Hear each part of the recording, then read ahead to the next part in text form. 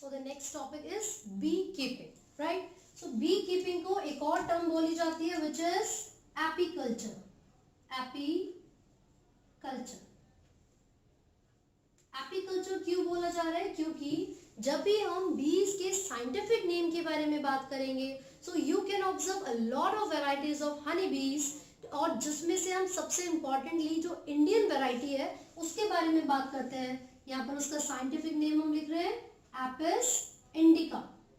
Apis indica. You can observe certain foreign और exotic breeds also, लेकिन यहाँ पर जो हम वैरायटी को डिस्कस कर रहे हैं वो कौन सी होगी? इंडियन ब्रीड होगी, और उसका साइंटिफिक नेम है एपिस इंडिका. बेसिकली हनी बीज के जो रेयरिंग का प्रोसेस है उसको हम बी कीपिंग या फिर एपीकल्चर कहते हैं. सो हम लिख रहे हैं रेयरिंग ऑफ हनी बीज. तो हनी बीज को रेयर करने का यानी कि पालने का जो प्रोसेस है वो एपीकल्चर कहलाता है या फिर बी कीपिंग कहलाएगा. Now what is the use of rearing honey bee? ये जो एपिस इंडिका है इसको पालने का यानी कि इसको ग्रो करवाने का रीजन क्या है? कोई ना कोई इकोनॉमिकल इंपॉर्टेंस ऐसी होगी हनी बी की, जो कि लार्ज प्रोडक्शन ऑफ ये जो हनीज है या फिर हनी बी है उसको किया जाता है. तो देखिए, इससे पहले मैं एक दो चीजें आपको बता दूं. ये आर्थ्रोपोडा के अंदर आती है. आर्थ्रोपोडा लार्जेस्ट फाइलम होते हैं. आर्थ्रोपोडा के अंदर आएगी. आर्थ्रोपोडा लार्जेस्ट फाइलम होता है. Largest phylum that includes all the insects. ठीक है. पेयर्ड अपेंडेजेस इनके पास प्रेजेंट होते हैं. Paired appendages, right. They also have sting यानी कि डंक होते हैं इनके पास, और जब भी वो डंक मारती हैं यानी कि स्टिंग मारती हैं तो फिर वो रिलीज करती हैं एक एसिड को which is generally methanoic acid. कौन सा एसिड होगा? Methanoic acid. तो ये कुछ बेसिक फीचर्स हमने हनी बी के बारे में पढ़े हैं, है ना. पेयर्ड अपेंडेजेस हो गए, स्टिंग हो गई, बाकी तो बहुत सारे फीचर्स हैं, but we will not go into so much deep. हमें सिर्फ इनकी रेयरिंग के बारे में बात करनी है कि हनी बीज को कैसे पाला जाता है और क्यों. ठीक है. तो पहले बात कर लेते हैं कि क्यों पाला जाता है, व्हाई. देखिए, जो इकोनॉमिकल इंपॉर्टेंस में बार बार बोल रही हूँ हनी बीज की, जब हम उसके बारे में बात करेंगे तो हम देखेंगे कि हनी जो कि एक बहुत ही इंपॉर्टेंट कंपोनेंट है, एक बहुत ही इंपॉर्टेंट इंग्रेडिएंट है बहुत सारे डिशेस का, हमारी बॉडी के लिए बहुत ज्यादा हेल्दी होता है, एंटीऑक्सीडेंट होगा. इसको हम बहुत सारे फेशियल मास्क में यूज करते हैं. इसकी विस्कोसिटी की वजह से इसको पॉलिशिंग में भी यूज किया जाता है. कॉस्मेटिक्स तो हो ही गया, है ना. बीज वैक्स के बारे में बात कर लीजिए.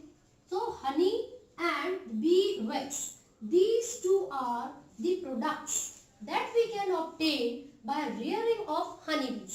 ठीक है. इनकी सिग्निफिकेंस मैंने आपको बताई थी कि जो हनी है ये बहुत ही इंपॉर्टेंट इंग्रेडिएंट है. इंग्रेडिएंट है बहुत सारे डिशेस का, बहुत सारे मेडिसिनल पर्पस के लिए भी इसको यूज किया जाता है. ठीक है. साथ साथ बी वैक्स के बारे में भी अगर हम बात करें, इंडस्ट्रीज में इनको यूज किया जाएगा, कॉस्मेटिक्स की इंडस्ट्रीज में या फिर पॉलिशिंग की इंडस्ट्रीज में, right. Along with this bearing या फिर जो ये हनी बीज है इनके बारे में अगर आप बात करोगे तो ये बहुत ही अच्छे क्या होते हैं? पॉलिनेटिंग एजेंट्स होते हैं. हनी जो है एक तो एक बहुत इंपॉर्टेंट कंपोनेंट हो गया या प्रोडक्ट हो गया जो हनी बी से मिल रहा है. ठीक है. लेकिन इसके अलावा भी हनी बीज की जो इंपॉर्टेंस हम बात कर रहे हैं वो क्या है? एक मैं यहाँ पर लिख देती हूँ, good pollinating agent. Pollinating agent होते हैं, है ना. जैसे कि मस्टर्ड के सीड में ले लीजिए, एप्पल के सीड बोल रही हूँ, क्रॉप या फील्ड में ले लीजिए. तो जो पॉलिनेटिंग एजेंट है उसका फायदा ये है, जब वो एक फ्लावर से दूसरे फ्लावर पर जाएंगे in the search of food, in the search of nectar, तो पॉलन ग्रेन्स अगर उनके विंग्स में या उनके अपेंडेजेस में स्टिक कर गए, चिपक गए, तो क्या होगा? एक फ्लावर से जब दूसरे फ्लावर पर पहुंचे तो पॉलन ग्रेन का भी तो ट्रांसफर होगा, और इस पॉलन ग्रेन के ट्रांसफर होने से क्या फायदा होता है? पॉलिनेशन होती है. एज अ रिजल्ट फर्टिलाइजेशन होगी, न्यू सीड्स बनेंगे, फ्रूट्स बनेंगे, एंड जहां जहां सीड बनते हैं न्यू प्लांट्स की फॉर्मेशन भी होती है. तो हमें पता है कि पॉलिनेटिंग एजेंट का होना भी बहुत जरूरी है किसी भी क्रॉप में, फील्ड में, राइट. तो यहाँ पर हनी भी बहुत ही इंपॉर्टेंट रोल प्ले करती है इन सभी फंक्शंस को परफॉर्म करके। अगला क्वेश्चन ये है कि जब हम हनी बी को रेयर करेंगे, जब हम हनी बी को पालेंगे, तो किन किन चीजों का ध्यान रखना बहुत जरूरी है। वो कौन कौन सी चीजें हैं, अगर उनके बारे में हमें नहीं पता होगा तो हम हनी बी को रेयर नहीं कर पाएंगे। तो सबसे पहले हम बात कर रहे हैं, एक तो सीजन के हिसाब से, सीजन के हिसाब से हनी बीज के जो हाइव होते हैं, छत्ते होते हैं, उसको मैनेज करना आना चाहिए, है ना। मैनेजमेंट ऑफ बी हाइव्स, मधुमक्खी के छत्तों को मैनेज करना आना चाहिए सीजन के हिसाब से। दूसरी चीज आप ये देखोगे कि जो हनी बीज होती हैं वो क्या करेंगी, उनका जो ग्रुप है, पूरा स्वाम है, झुंड, हमेशा झुंड में घूमती हैं और एक साथ आती हैं, वो अटैक भी कर सकती हैं, है ना। तो हमें हैंडल करना आना चाहिए, हैंडलिंग ऑफ स्वाम्स। स्वाम्स का मतलब हो गया ग्रुप ऑफ हनी बीज, उनके झुंड को हैंडल करना आना चाहिए। नॉलेज अबाउट देयर मूड, भाई हनी बी के मूड के बारे में नॉलेज होना बहुत जरूरी है, क्योंकि अगर आपको उनकी मूड के बारे में कोई नॉलेज नहीं है तो इसका मतलब ये हुआ कि वो कभी भी डंक मार सकती हैं और आपको पता नहीं चलेगा, ठीक है। इसके अलावा कैचिंग ऑफ स्वाम्स, भाई हैंडलिंग एंड कैचिंग आप एक साथ भी लिख सकते हो, है ना। सीजन के हिसाब से आपने मेंटेन कर लिया है, उनके जो छत्ते होते हैं यानी कि जो बी हाइव्स होती है उनके लिए सुटेबल लोकेशन को पता लगाना भी तो जरूरी है। वैसे आपको नंबर 1 पे लिखना suitable location for bee hives. तो सबसे पहले आप सुटेबल लोकेशन के बारे में पता लगाएंगे, फिर सीजन के हिसाब से उसको मैनेज करना आना चाहिए, हनी बीज के मूड के बारे में नॉलेज होना जरूरी है, उनके स्वाम्स को यानी कि झुंड को कैसे हैंडल करना है, कैसे पकड़ना है, कैसे कैच करना है, ये आना जरूरी है। साथ ही साथ कलेक्शन ऑफ हनी भी तो आना चाहिए, भाई हनी को कैसे कलेक्ट करना है, collection of honey. So these are very important points that we need to keep in our minds if we want to rear the honeybees. तो एपीकल्चर में ये सारी चीजें हमने डिस्कस की हैं। एपीकल्चर क्या है, यानी कि हनी बीज को रेयर करना, ये हम क्यों करते हैं, इनके बहुत सारे बेनिफिट्स हैं, है ना। कैसे करेंगे, इन चीजों को अपने माइंड में रखते हुए। हनी बी की एक इंडियन ब्रीड का नाम, वैरायटी का नाम Apis indica. So this is all about beekeeping. And now we will talk about fisheries. तो बेसिकली जो फिशरीज है, जैसे कि नाम से पता चल रहा है कि इसमें फिशेस को रेयर किया जाएगा। फिशरीज में फिशेस को रेयर किया जाता है, उनको कैच करेंगे, उनको प्रोसेस करेंगे एंड सेलिंग करेंगे, ठीक है। So let me write it here, fisheries. Sea fisheries क्या है, फिशरी इज द इंडस्ट्री, ये एक ऐसी इंडस्ट्री है which is devoted to the catching and processing as well as selling the fishes.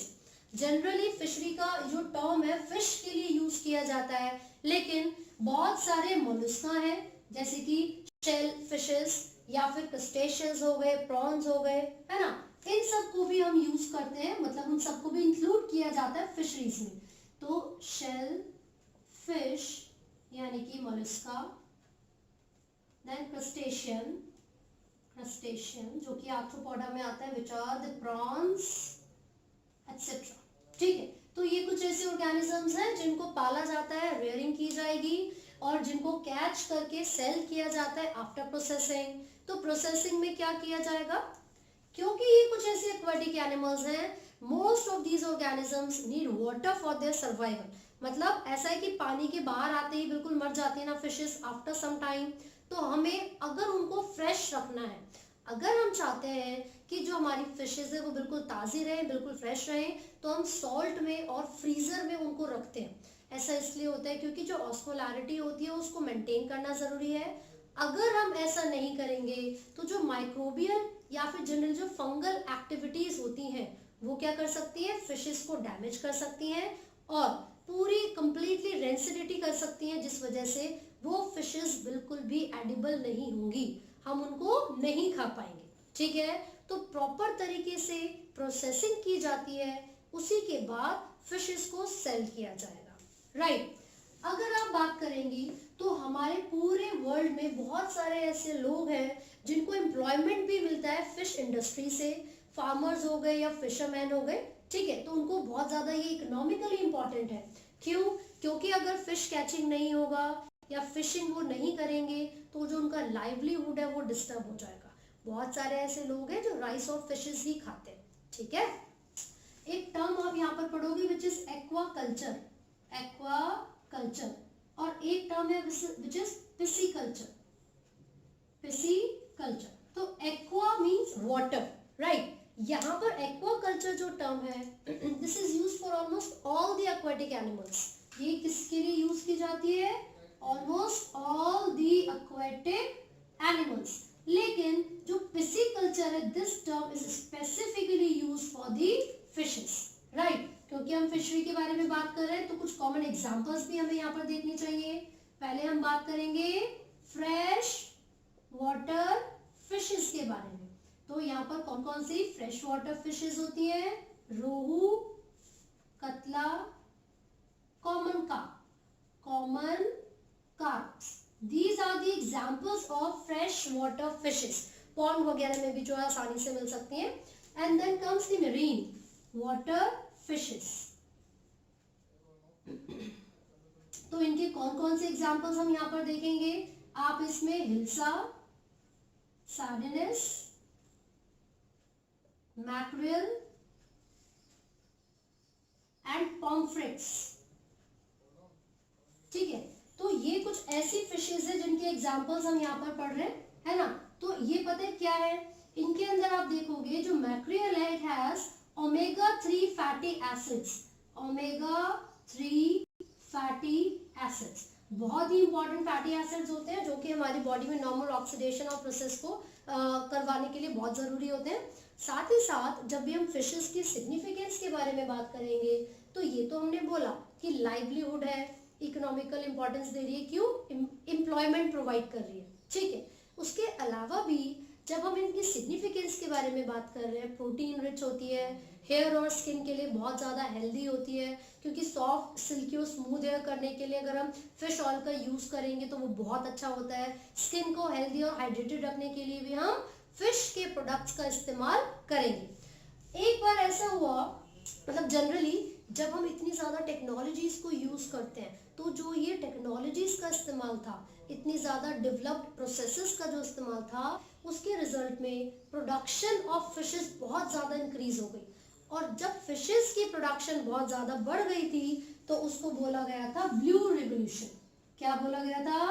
Blue revolution. जैसे कि आपने एक टर्म सुनी होगी ग्रीन रिवोल्यूशन, यानी कि हरित क्रांति।